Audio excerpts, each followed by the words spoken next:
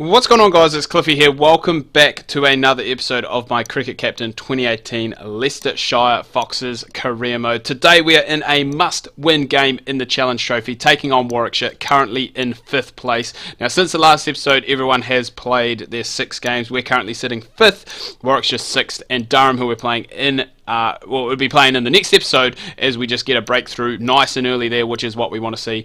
Durham are in 3rd. So essentially these 2 games are must-win games for us to make that top 3. So we will be hanging on and trying to get the win against this very strong Warwickshire side, it must be said, featuring Jon Trott, Ian Bell, Pollock, who is, I wanted to say a South African because of the last name. Ambrose used to play for England. Ollie Stone, I don't think has, but the name does ring a bell. Jeetan Patel, the Kiwi, and then obviously Boyd Rankin there as well, coming over from Ireland. So we've gone in with an unchanged lineup, which is what we want. Please let this be run out. You beauty. There we go. Jon Trott. So both openers back in the hut now, very early on. But you've gone with an unchanged lineup. We were very good in that last game.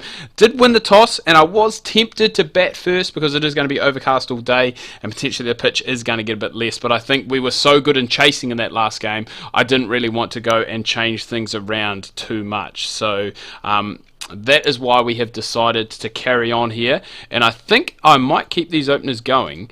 I'm going to put the field defensive just because that's my mindset. I'm going to keep these 2 going. I'm going to bowl them, there we go, 7 overs each, just to see if I could try and get something out of them because of how good they have been.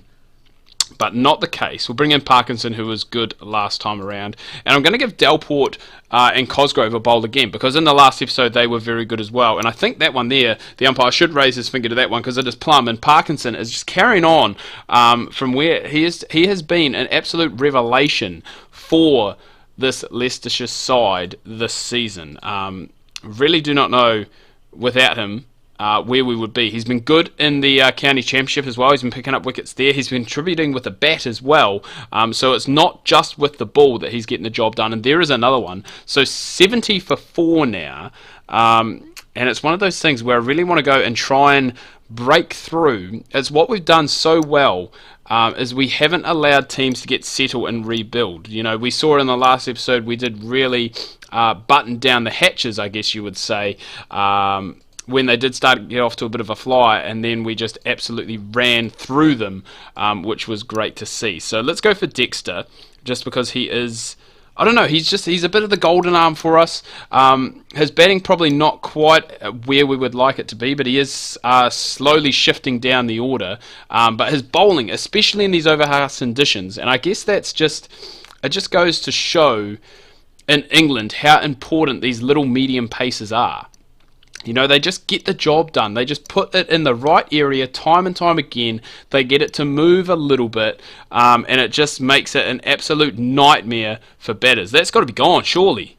I've never seen a stumping not given in this game. Has anyone seen a stumping that has not been given in this game? Let me know in the comments, because I swear every time there is a stumping opportunity, it is always given out. Every single time. I could be wrong. It could just be me. I probably haven't played as much Cricket Captain as a lot of people, but, you know, who knows? Who really does know? So 115 for 6.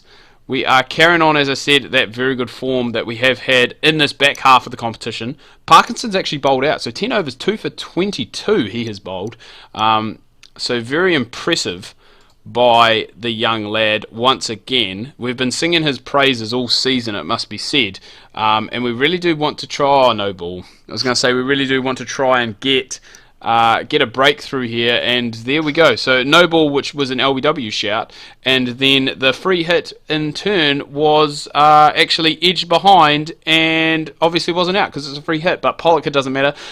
Klein has got him in the very next over, brings in Jeetan Patel, the Wellington Firebird, and he's been cleaned up first ball, so see you later, son. And all of a sudden he was on a hat-trick there, was Klein. I am gonna, you know what, let's bowl him out, because he did pick up 2 wickets in that last over, and if he can do that again here, then it will see the demise of Warwickshire for a very below par score. Not sure why I'm coming around the wicket here, but if it works, I'm not going to be complaining. but it hasn't as of yet. Oh, that's gone. Umpire, give that. It may have pitched outside. Oh, no, it hasn't. I was going to say may have potentially pitched outside leg. We won't watch the replay on that one because it could have been a little bit of a dodgy call. But now 136 for 9. Dexter has 1 over left to go, but he is not going to get to... Oh, I was going to say, I thought he was putting his arm out there for an LBW. But not the case. Griffiths finishes off Rankin for 2. And a pretty sorry looking scorecard there apart from Ian Bell. The wickets really all shared around. 2 for everyone except Rain, who did just get that one. Parkinson again, phenomenal. 10 overs, 2 maidens, 2 for 22, as Richie Beno would have said. So 148 required. Once again, we're going to go aggressive with Delport just to try and get us off to that start. We do know what he can do. And I need to remember to do this. We need to do 4s and chances. I get a little bit nervous when we do go and change it, and in that first over there is a highlight because it means that it could possibly be a wicket, but it's not the case from Delport. Since returning from the IPL, he has been on absolute fire with the bat in hand. He has been aggressive. He's been a great stroke maker, and that one there is just tonked Boyd Rankin, big tall Boyd Rankin, straight back down past his head. And this, as I said, this is potentially the impetus that we did need. Please, oh no. Once again, I put the mockers on him. I have a real good way of putting the absolute mockers on players. This one here, potential run out chance, but it is going to be safe. It did take a little bit more time than usual to get there. That one there has been caught behind, and that will be the end of Carberry. So 2 quick wickets lost there at a stage, and I have actually just been... oh, is that another one? I was going to say, caught behind. I have actually been joined by someone who is bouncing on the bed behind me.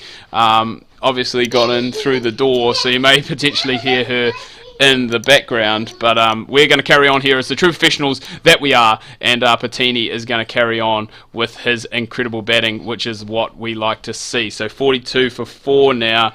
And that's going to be 46 for 2, I should say, with just 102 needed now. Holy crap! I did not realise... I knew we were 2 down. I didn't realise that we were only 5 overs in and we had 46 on the board already.